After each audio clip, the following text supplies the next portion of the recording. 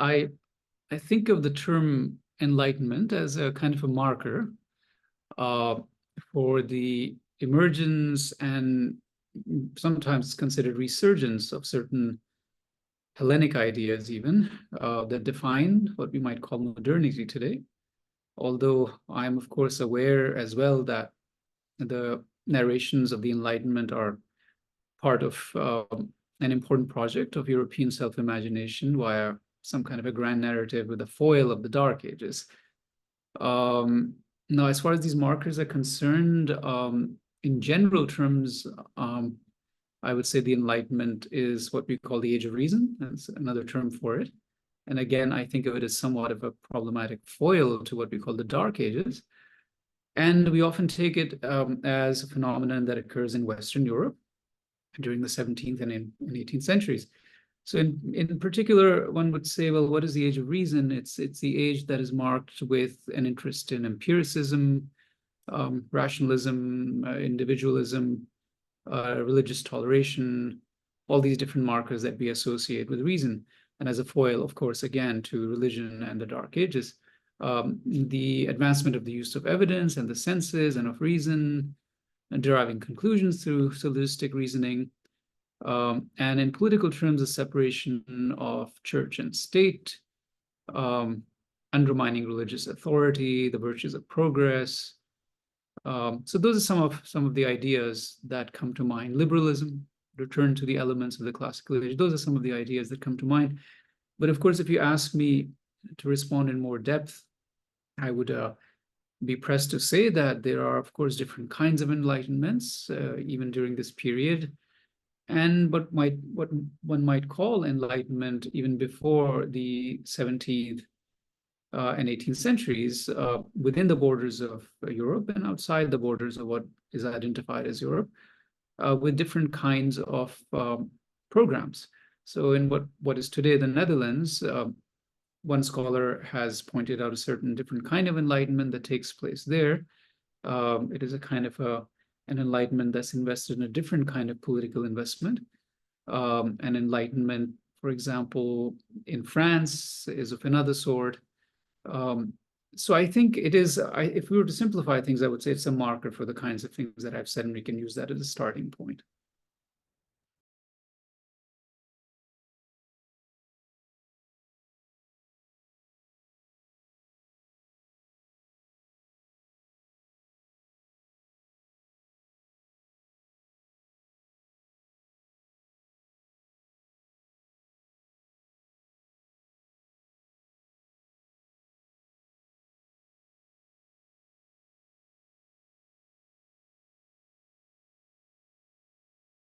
I think this is a question that is both important and one that I would begin by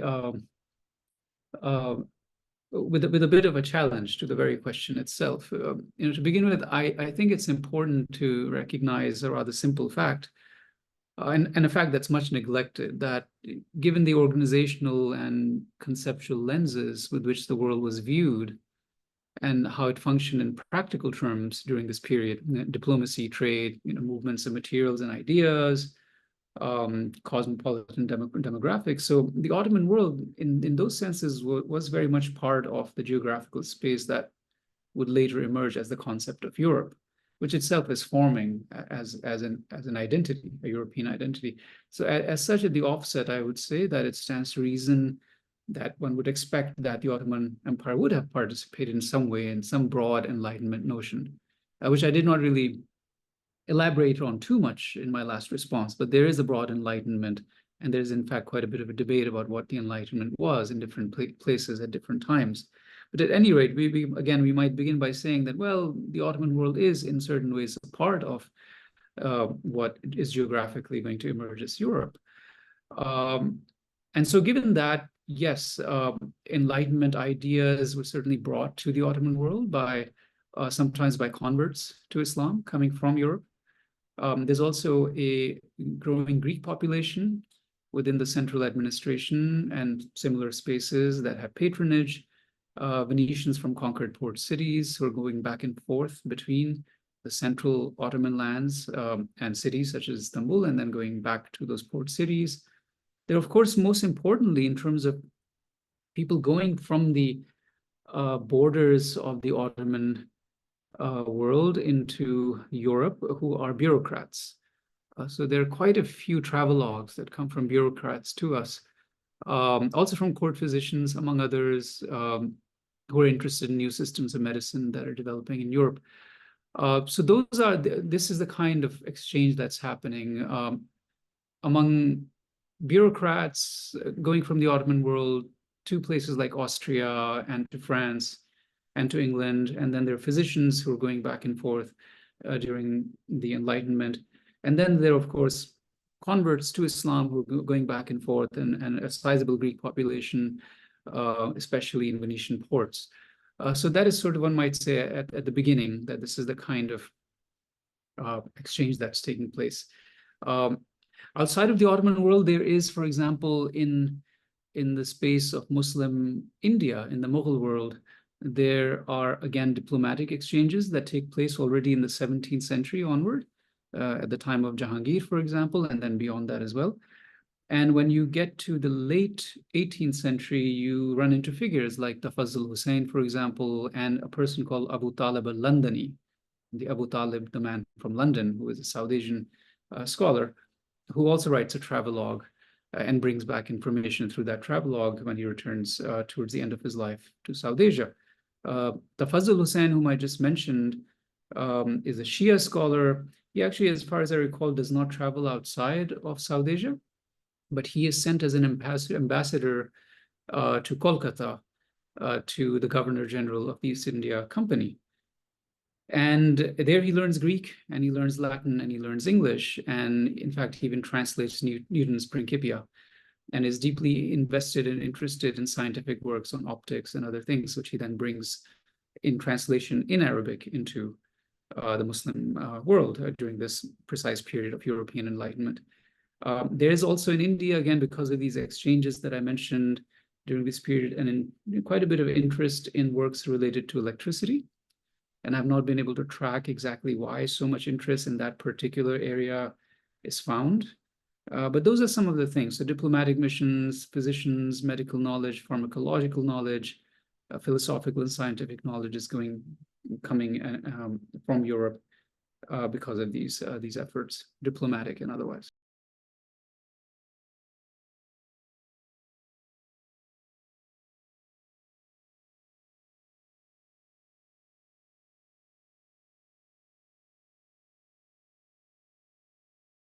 In Europe, and I must first confess that I'm not a scholar of Europe itself, and my interest lies in an earlier period of transmission of works from Arabic into Latin, and that you already mentioned, figures like Ibn Sina, known as Avicenna, and Ibn Rushd, known as Averroes, and Ibn Bajjah, known as Ibn Pache, and so on. Those texts, of course, are translated earlier.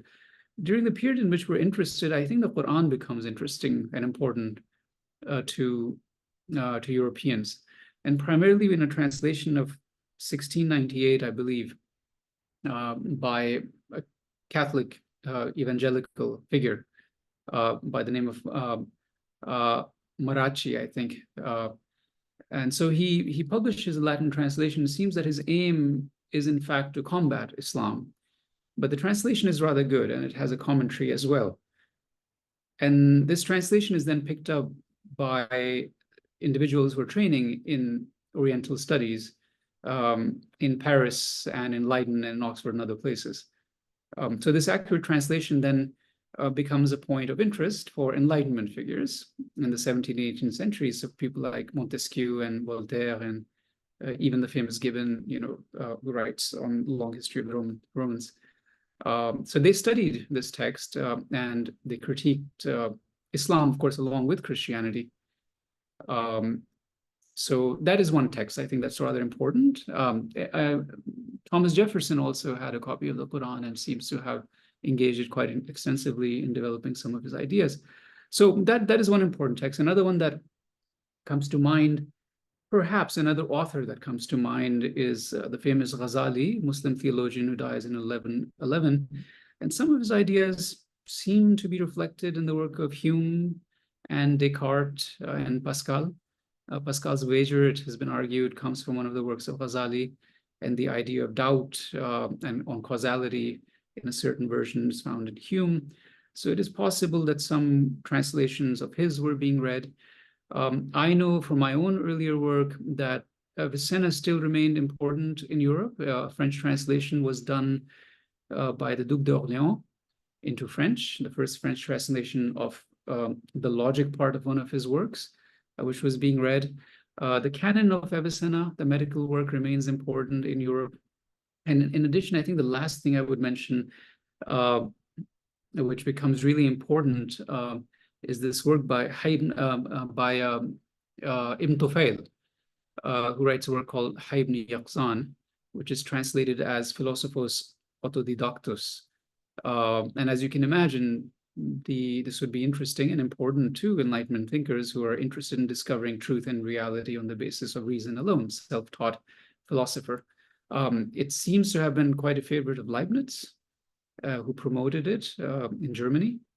But beyond the works of these, beyond these Muslim works themselves that are coming to Europeans during the Enlightenment, I think the work of Orientalists themselves are quite important. So we have, Barthélemy de Herbelot, for example, who's an Orientalist, French Orientalist, and he writes a very important work called Using Muslim Sources, a rather large and hugely influential work called Bibliothèque Orientale, un dictionnaire universel contenant tout ce qui regarde la connaissance des peuples de l'Orient. And that becomes a rather important point of reference for European Enlightenment thinkers to imagine Islam. So those are some things that come to mind.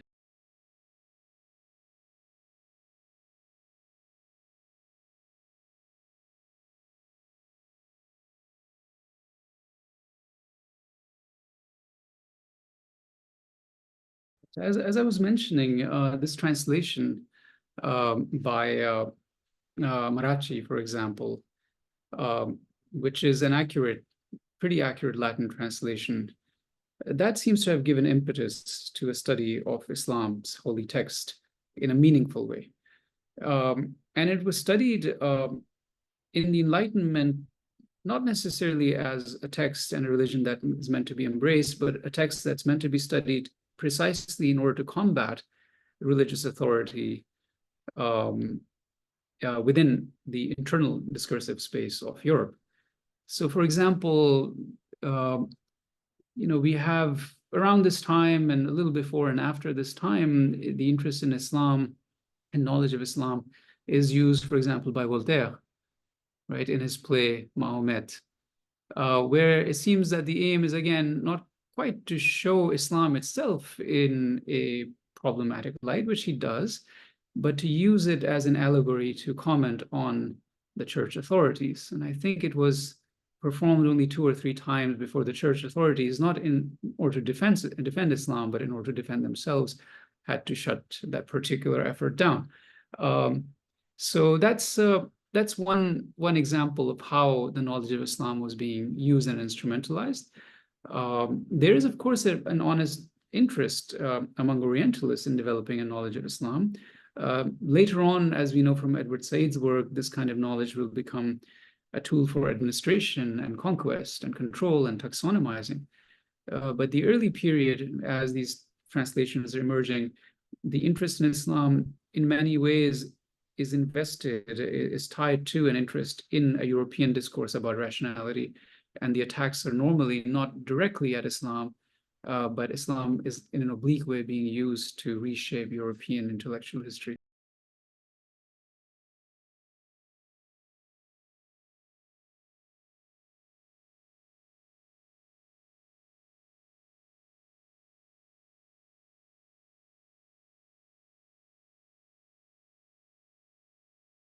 Recent research has shown that there were significantly more Muslims, certainly in Europe, than we had thought until about a decade ago. much larger numbers spread generally in the southern part of the continent, but also a few in northern areas. Now, what we have also come to realize is that there's probably no doubt that the largest group of Muslims who lived in Europe, whether they came of their own accord or whether they came through other means, in the 16th through the 18th centuries were usually slaves. And of course, as I mentioned before, they're bureaucrats, they're ambassadors and merchants and converts, even adventurers who are in Europe or Muslim. But the larger number of them are slaves. So the question of tolerance to the larger population of Muslims in Europe, of course, is to be understood in a different way. It has to be understood in terms of how one understands the status of slavery within Europe during this time, which is, of course, as you know, in the 18th century is significantly going to begin to wane. So I'm not quite sure that we can say with any confidence, for example, that Muslims were treated better than Jews in Europe, and in the southern parts where, in fact, there is less tolerance, there are a greater number of Muslims who are free. So in Spain and Italy and other places, Portugal, Malta, and so on, there are fewer in France and England, and so on. But generally speaking, it's precisely in these areas that the lack of tolerance is to be noted. So this much I can say, I think, until further research reveals something different or more.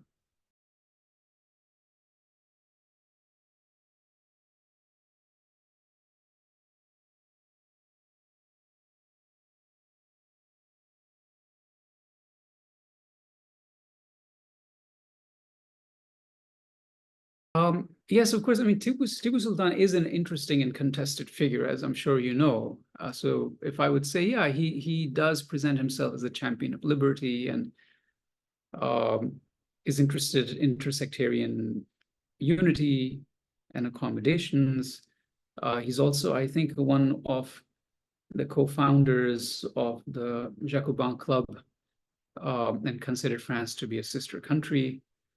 But again, there are other things about him that don't make him look like quite the tolerant humanist as we imagine. So it's a contested history, certainly. But that said, to go directly to your question, Kant and Voltaire, as you know, as I just mentioned about Voltaire at least, don't seem to hold Islam or effectively any religion really in the greatest esteem. And so, Voltaire has written sufficient amounts undermining Islam, but as I said, this is an oblique way to engage his own world, which he does. So as far as I know, certainly during the Enlightenment, and I may be perhaps wrong on this, but as far as I know, Voltaire was not being read in the Muslim world in the period in question. Kant, as you also know, has similar attitudes towards religion in his critique of pure reason, for example. There are some statements that one finds. He was being read, by the way. Kantian philosophy was being engaged in Izmir, which is on the Aegean Sea in the Ottoman world, but this was happening in Greek schools. So yes, Kant is being engaged at the period of interest, right around the time of his death, around 1800. But it is not, as far as I know, at this point, he's not being engaged by Muslim scholars of the Ottoman world. At best, he's being taught in Greek schools. And again, this, as I mentioned, has to do perhaps with the fact that, for example, in one place he talks about philosophy as a land, allegorically as a land of settlers, people who use reason to arrive at demonstrated positions. And then in that case, he uses the Arabs and nomads as Islam as a land of zealots. And Muhammad himself is a zealot, and they're interested in entertainment and entertaining themselves with movement and motion and not settling on ideas. So again, using Islam as an allegory, as a counterpoint to reason. So not a very flattering view, unfortunately, and therefore at that point at least, not engaged so heavily by Muslims as far as I know. Later on, this will change, but not at the time in which we're interested.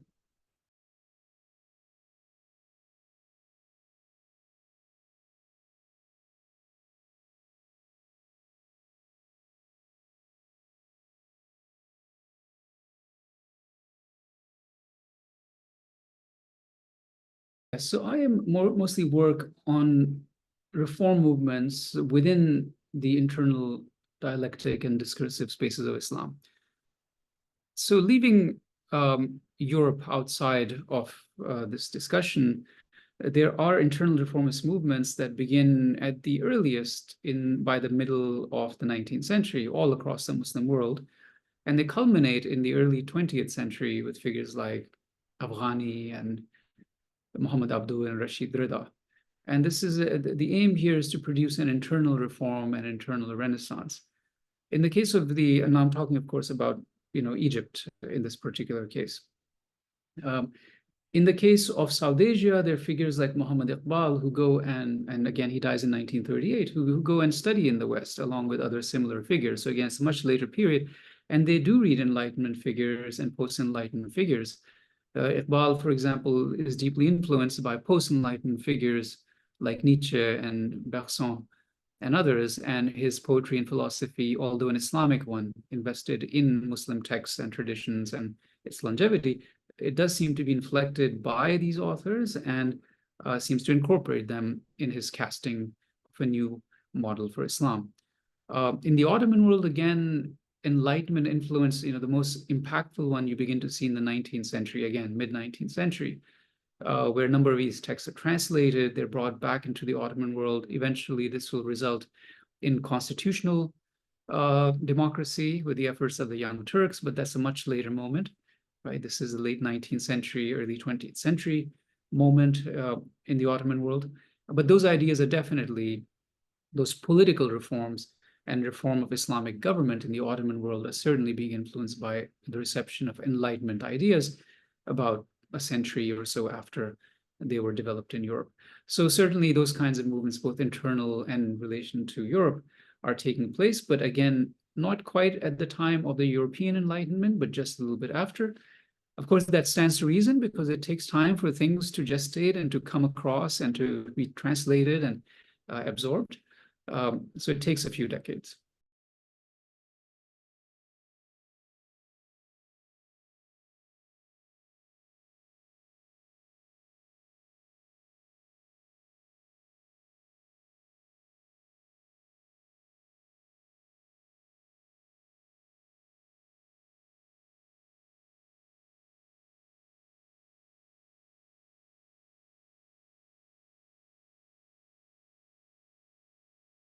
I think the current moment requires us to study, analyze, interpret history, certainly as academics in the most responsible fashion. But I think history is also an instrument for change and for progress. So in light of that, whether this use of Enlightenment ideas or 18th century idea is suitable or not as an academic exercise, I think it is an important one for where we are in the world today, I think. And in this context, if one is going to pursue this idea, there is quite a bit in the Muslim tradition that I work on, where the idea of a church, mosque, and synagogue, those differentiations in the Sufi mystic tradition of Islam, is often presented are simply phenomenal differences that would dissipate in the light of truth with a capital T. So the house of one, I'm reminded of that very idea that you find often in poetry, that they would dismiss in their ecstasy and in the perfection of their self and their unity with the one God, the idea that there is in fact, they would dismiss the idea that the church is different from the mosque, which is different from the synagogue, which is different from the temple. So I think it may be a wonderful way for us to reimagine this current moment of tension and difference in the world. And if the 18th century idea of tolerance can accommodate that, I would certainly myself happily embrace it.